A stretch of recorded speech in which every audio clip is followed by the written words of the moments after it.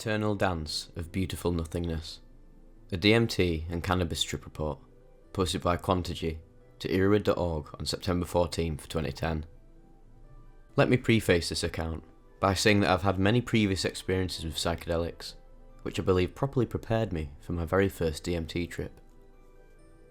This experience occurred this past weekend at the Gathering of the Vibes Music Festival in Bridgeport, Connecticut. My friend and I were fortunate enough to find a dealer in the campsite who not only had some very kind dope, but also DMT, of which we purchased a half gram. Over the course of the last few months, I'd been avidly reading about DMT experiences and was very curious and excited to try it for myself. My plan was to trip on mushrooms that evening and try the DMT earlier the following day. That night, while shrooming, I made a conscious effort to continuously direct strong, positive thoughts towards myself and my place in the universe. I was hoping to cultivate a strong, positive experience with the DMT the next day, as I had read of people having very difficult experiences with the drug at times. The next day rolls around, and my friend and I find a spot on the beach, directly across from the Green Vibe stage, where one musical act was ending and other beginning to tune up. I sat back in a lawn chair, facing Long Island Sound, and proceeded to prepare my pipe. I was somewhat concerned, because I'd read many people's accounts of the proper way to smoke DMT, water pipes, vaporizers, butane lighters, etc., and I had none of those things, only a very small glass piece and a run-of-the-mill lighter. Still, I could not help but be aware at this point of a strong sense of purpose around what I was about to attempt. It was palpable. This feeling that I was supposed to be right here, right now. Using the tip of a pen cap, I measured very approximately around 10 to 15 milligrams of the brownish yellow powder onto the weed in my piece. And then, I covered it with another small bud. Since I had no idea what to expect, I gave my friend very simple instructions. Number 1, take the piece from me when I finish. And 2, if I appear to be in any kind of distress, say nothing, just hold my hand. The wind coming off the water was strong, and so I pulled the towel over my head and lit up. I lit the bowl slowly, drawing a deep breath and holding the smoke in my lungs for about 20 to 30 seconds. Upon exhalation, I tasted pot and nothing else. I waited about 2 minutes, and while I was definitely stoned, I knew I hadn't gotten a good enough hit of the DMT. I asked my friend to sprinkle in some more, and thankfully, he instead suggested I try one more hit first. So I hit it again, and this time, I instantly became aware of a sharp, acrid flavour filling my lungs and nostrils. Believing I'd hit gold, I took in as much smoke as possible and held it for a full 30 seconds before exhaling. I slumped back in my lawn chair and took note of the clear, cloud-stickled sky. About 5 seconds after laying back, I became aware of a kind of film drawing down over my vision. I recall thinking at the time that it looked like several large parameciums had landed on my eyeballs. They undulated and slid with ease, slippery living pools of near-invisible protoplasm, speckled and busy indeed.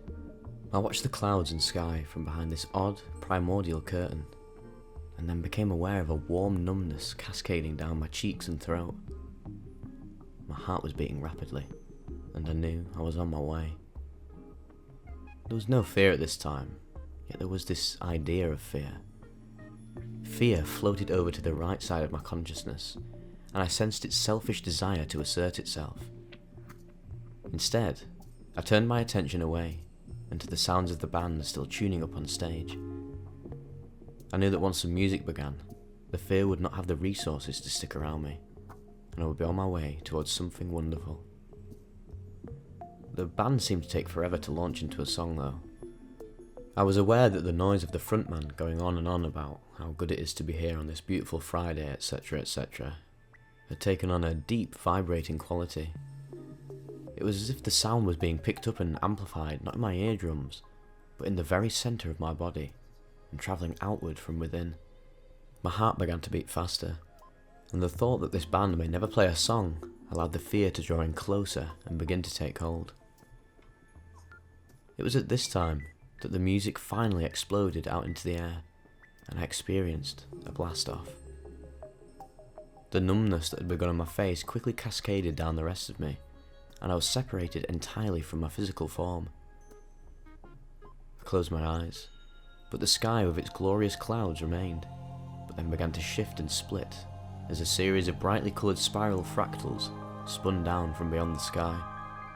The lines of this fractal were thin, and clearly something small within them, too tiny to see, was moving as well. The cloud and sky space between the fractal lines suddenly darkened and began to pulse with a sickly purple bruised colour. I understood that this was the fear that was still travelling right along with me. The only part of my body that remained was my heart, which I became sure would soon explode. And then there was a voice. I use the word voice in the loosest sense, for what I really experienced was the knowing of another given to me. I heard it audibly, but felt it just as clearly and simultaneously saw the message as it unfurled on a bright white banner that drew itself across the sick, purple fear expanse, its edges attaching each one of the pretty fractal spirals. Written on the banner, clear as day, was the message, "You have taken a powerful psychedelic." This message, experienced visually, audibly, and within my consciousness, was undoubtedly female. There was no tone to lend it a friendly or unfriendly disposition. It was simply supplying me with information. I continued to soar forward. Another banner, voice, feeling, delivered by this female voice shot across my consciousness. It said, "We want to see you, but you have to slow down your breathing first. Take deep breaths." Upon receiving this advice, I was aware of a new presence of mind within me. While I was primarily in a state of heightened wonder and no small degree of panic, what rose up within me was a kind of no-nonsense, cold rationality that initiated within me a deep, rhythmic breathing exercise that I practiced often in meditation. As I breathed, the pulsing, sick, purple masses of fear began to dissipate, while the spiral lines grew thicker and expanded outwards. I picked up speed and was very, very faintly aware that far below where my body sat, a strong ocean wind was blowing against my face. Suddenly, I became aware of shapes that were attempting to break through the multicoloured surface of the fractal spirals. There was a pushing upwards, until finally, out popped a small, perfectly spherical and bright green head. It spun and smiled wide at me. Two of its eyes were just slits of hilarity, before fully popping out of the surface and began to dance along with the music. Then I spotted another, and then another, and soon the spiral fractal completed its formation of an endless tunnel, made up completely of these green dancing men. I was familiar with the accounts of machine elves, but these looked more like the Doozers from Fraggle Rock, which some of you might remember. They danced in unison and began to speak to me. "Hooray, you made it!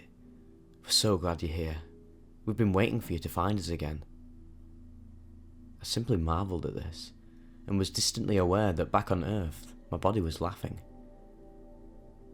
Every so often, a sickly purple head would pop out of the fractal, and suddenly there would be an angry little man, with a frown made of pure electricity.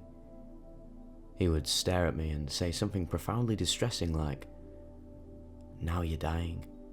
You're going insane forever. Your best friend hates you." However, before any real fear could gather itself, one or more of the happy green men would surround the purple guy and kick or karate chop him off the fractal and into a dark centre that was slowly revealing itself at the centre of everything. As they did this, they would say things like, "Oh, don't listen to him, he's just confused. He'll come back understanding better the next time. You're doing great. Hooray." I became suddenly aware of a tremendous insight into what I was actually experiencing. This insight was presented to me, again, through several mediums at once. I was being told it by the green men. I was seeing the truth of it in the pattern materialise before me, as though the mere existence of this image ensured it was true, as well as being struck by a strong familiarity from the experience as a whole. The insight was this. This was the force of the universe, of creation, of everything. It's continuously moving, working itself into higher and higher degrees of consciousness. The images before me were just that, images, created by my mind to give form to what is essentially formless. The green men illustrated this last point by suddenly looking at me and saying, "We can be whatever you want, we can be chipmunks," and then they became chipmunks. "We can be fire hydrants as well," and they all became fire hydrants. None of it matters. It doesn't matter. Hooray. And then returned to little green men. I understood that this dancing, this moving, was really them working towards the higher consciousness, and that back on Earth this gleeful dancing manifested in the acts of kindness, love, and generosity of people towards each other. I understood that our physical reality, including the notions of time and space, was merely a reflection caused by the vibrating energy of this process, and was not real in any sense of the word. The true nature of everything was vibration, and it emanated and danced around a singular point of nothingness.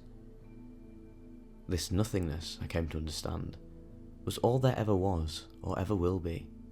However, the notion of nothing naturally implies the idea of something, and that is what we truly are. The implication of possibility generated by the truth of utter nothingness. As if to demonstrate this point, I was shown snapshots of events from throughout my life, from infant years to events from that very day. The picture of the event, say for example, the birth of my daughter or me falling off the slide in 3rd grade, would fill my field of vision. Then it would freeze like a snapshot, and grow smaller and smaller, until the spiral fractal tunnel returned from the snapshot that was being held in the hands by one of the green men. And then, they would toss it back into the nothingness. See? It's just a picture. Hooray. This is all that's real. Us. You. The concepts of us and me, and the very concept of separation as a whole, suddenly manifested itself as a giant billboard, and that too was snapshotted and tossed away into the nothing. This is all it is. Everything is one. You are it. Everyone is. This is it. This insight was celebrated by a massive hooray by the green men, and then they went on to say things like, "It's so simple. Yeah, you see it now. We're so glad you see it. It's you. It's everything." Then they all began to simultaneously don these black graduation caps and gowns. They removed a certificate of graduation from behind them, stamped it, signed it, and then held it up to me while giving me a big thumbs up. "Okay, it's back to work we go. Let's go. Hooray." The spiral tunnel gradually began to slow and grow thinner. From behind this vision, I began to make out the frail outlines of clouds and sky. The music continued to jam on, and my fingers began to tap the arms of the lawn chair. I was returning to my body. With my eyes now open, I could still see the little green men, who continued to dance in circles behind the sky. Faintly, they cried, "Come back again soon. We're always here. We'd love to see you. Good job today. Hooray."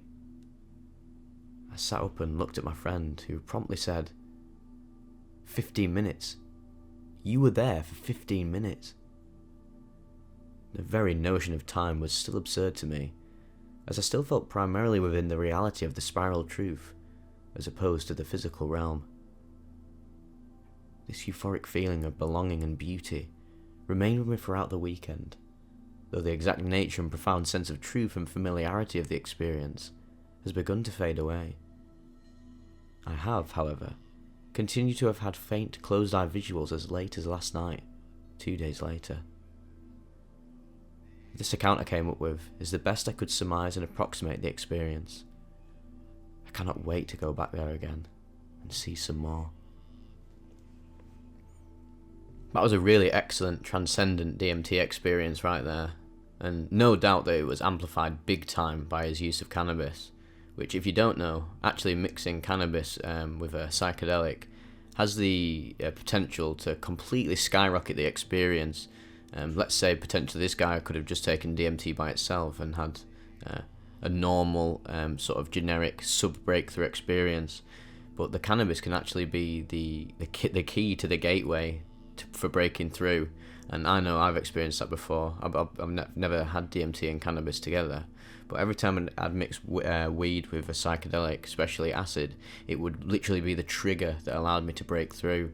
And whilst in theory that is a good thing, sometimes cannabis can produce feelings of paranoia that you wouldn't usually have if you were just purely doing the substance. So it can be a bit of a 50-50. You just got to find out what works best for you. Definitely don't go overboard. As I always say, slow and steady wins the race. If you want to sort of amplify your potential for a breakthrough, just take it slowly. Don't have to do it all in one trip. You've got so much time in the world to do all this stuff, so it's just best to stay safe and respect these substances and not go overboard, because sometimes when you desire these breakthroughs too much, it's actually your ego that's wanting it rather than sort of your spirit, in a sense. And your ego is always going to have a bad time when it comes to these ego death breakthrough experiences, because for you to fully reach these higher levels of consciousness, you do have to shed your ego and even sometimes shed your human body, which this guy pretty much did. He became like a pure focal point of consciousness, whilst aware of his body being like in a lower state of consciousness as well, which he wasn't currently residing in. All the experiences of the sort of machine elf type green men as well is really interesting, because they weren't the classic machine elves that you see in a lot of other DMT trip reports, but they do share a lot of similarities with all the other sort of entities people experience in the reports that I cover on here. The sort of the pixie, elf, fairy type persona that they have, where they're just like, hooray, it's me, we gotta do it, guys. Sort of jovial and supportive of the tripper.